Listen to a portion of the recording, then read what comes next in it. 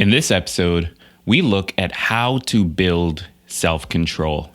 Get excited because this is Tiny Leaps. Big change.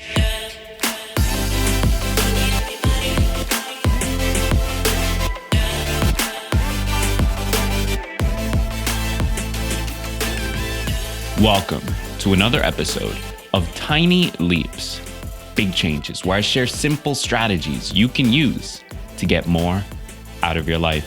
My name is Greg Clunas, and in this episode, we're looking at how to build and improve your self-control. This is such an important topic, one that I feel like doesn't really get enough coverage. We definitely don't talk about it enough, but it's such a huge part of improving your life. It's such a huge part of building new habits, of doing things that we know work.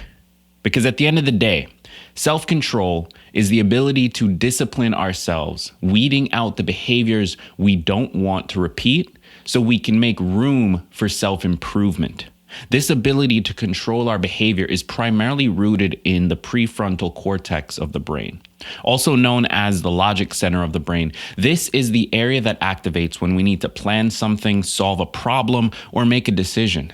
And in a world of instant notifications, fast living, and the ability to order pretty much anything you want at any time with the click of a button on Amazon, instant gratification runs rampant. It's a huge problem, and our brains love it. We are literally addicted to the dopamine that is so prevalent in our world today. It can be a huge problem. So much of what allows personal development to work is the ability to get rid of old bad habits and build new ones that actually help us make progress. Everything would be so much simpler if we could make a decision to change our behavior one day and be totally transformed the next. But unfortunately, building new habits requires taking certain actions every day for an extended period of time. This relies on the ability to control ourselves, to engage in self-discipline, even when it's uncomfortable, because we know that it's what we need to do to get out on the other side. But before we jump into that, let's take a moment to thank today's sponsor, Blinkist. It can be hard to find the time to sit down and learn. It's not easy when social media is designed to be so incredibly addictive. Well, there's an app for that. It's called Blinkist.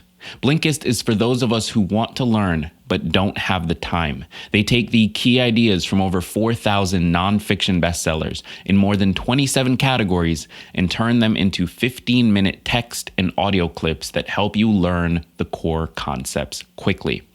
Use the blinks to get into a topic fast or to find new topics that interest you. You can even use Blinkist to get the key ideas from some of your favorite podcasts.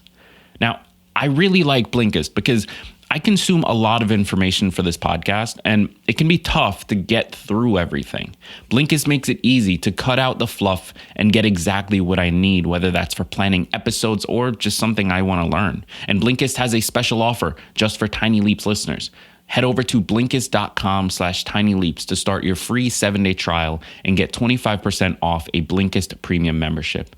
2 books I'd recommend is Why We Sleep by Matthew Walker and Start With Why by Simon Sinek. So head over to Blinkist, spelled Blinkist, Blinkist.com/tinyleaps to get 25% off and a 7-day free trial. Medieval philosopher and theologian St. Thomas Aquinas is said to have believed that self-controlled people were able to, quote, preserve their lives.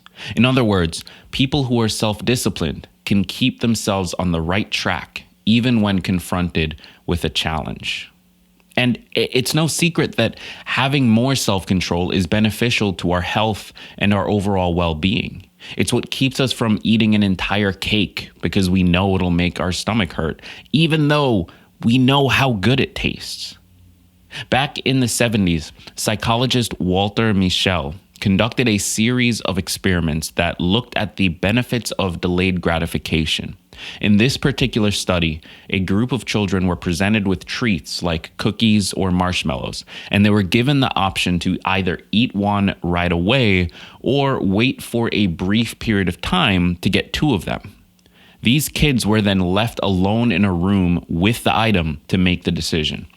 Now, not surprisingly, many kids opted for the first option and ate the one treat then instead of waiting for two. The researchers found that the ability to delay gratification in order to get a better reward was associated later in life with performing higher in school. And after the results of this experiment, Michel proposed the, quote, hot and cool system to help explain the ability or lack thereof to delay gratification. The hot is the part of our willpower that is emotional, impulsive, and urges us to act upon our desires. When the hot takes over, we may give in to our short-term desires without considering the potential long-term effects. The cool is the part of our willpower that is rational, thoughtful, and allows us to consider the consequences of our actions in order to resist our impulses. This cool system helps us look for ways to distract us from our urges and find better ways to deal with our desires. And there is a range. Some days are hotter than others, but when we improve our ability to have self-control, it increases the number of cool days that we have. Days where we fight less with ourselves and engage in more behavior that actually reflects our long-term goals. So how do we use this? Have you ever worked out a certain muscle after months of just not working out that muscle? It hurts at first, right? And it probably hurts for the rest of the week as you continue to work on it. But what happens next? All of a sudden, you notice that the workout is going by quicker. The muscle itself feels stronger over time and better able to handle the weight that we put on it. Think of self-control in the same way. It's a muscle. After a lifetime of giving into instant gratification, it would be a miracle to wake up with an ability to say no to anything and everything that isn't good for us. We have to build up to that, which means if we don't get things right the first, second, fourth, or fifth time, we don't have to give up. We just take it as an opportunity to build that muscle of self-control. And we can do this by conditioning ourselves to be self-controlled. Depending upon the situation, the methods of exercising that muscle will vary. But one approach is simply to make yourself more aware of the costs. This is why I'm a huge advocate of tracking your spending, calories, or whatever other metric makes sense for your goal. By understanding where you are with something, you also become aware of what it will cost you to engage with that activity. Better planning also helps with self-discipline. This could be creating earlier deadlines than the real deadline. This could be creating a timeline of completing a project and then practicing sticking to each of the deadlines, even if no one else assigned them to you. When we're taking on a huge and uncomfortable challenge like improving self-control, it's important to remember that our willpower is a limited resource. Prioritize what things you choose to practice self-control over. This is why having a single goal that you focus on is often better than multiple. You can let the other areas go a little while saving your willpower to create results in the one area that matters to you right now. But regardless of what it is that we're resisting today, try to keep the long-term goal in mind. And by the end of it all, may those self-control muscles be stronger than ever before, strong enough to resist even the greatest temptation in pursuit of that higher goal.